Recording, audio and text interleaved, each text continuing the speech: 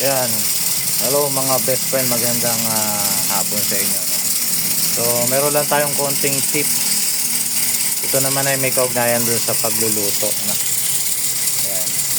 So, paano nga ba yung gagawin natin sa isang pressure cooker na mapasadside kaagad yung kanyang pressure sa loob?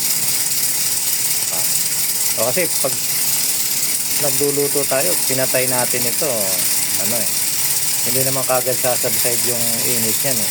Kaya kung nakikita nyo yung na yun, yung kulay red na yun, pinakalak niya yun, kaya umangat yun dahil may pressure dun sa loob. Eh ngayon, hindi mo ngayon mabubuksan to kasi nakaharang yun eh. Paano kung gusto mo ngayon buksan kagad kasi parang gutom ka na, gusto mo nang kumain, o kaya naman ay sabihin natin na meron ka pang ilalagay na mga ingredients, kasi natapos na yung timer mo. Siyempre hindi mo naman kagad yan mabubuksan hanggat hindi bumababa yung kulay red na yun kasi yun ang pinakalak nya.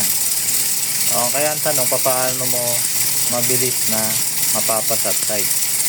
Kasi ang ginagawa nila dyan, hinihintay nila mga ilang minuto pa, o kaya naman ito tatanggalin nila. Kaso lang ang nangyayari dyan, baka sisirit yung yung pressure,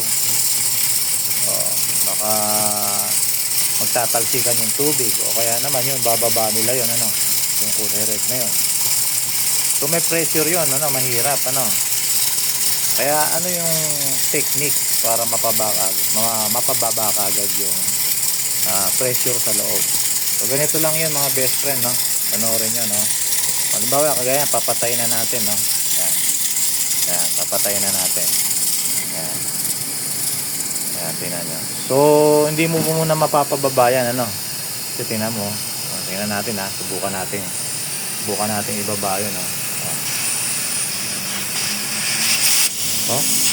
malakas ang pressure eh.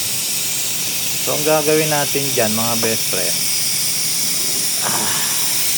bubuhusan lang natin ng tubig dun sa ibabaw, para mabilis.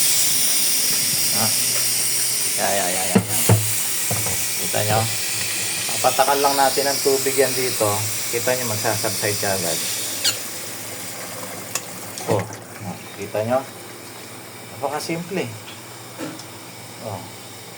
Pag nalagyan ng tubig yan dito sa ibabaw, kahit gaano pa kainit ang pressure niyan, sigurado bababa yan, So ganun lang kabilis. So mabubuksan nyo na kaagad ngayon, kung gusto nyo kasi wala na yung lock niya wala na yung pressure niya. So kahit ito, tanggalin mo pa yan, wala na kaagad yung pressure kasi nabasa siya dito, nabasa. So magsasubside yung pressure niya.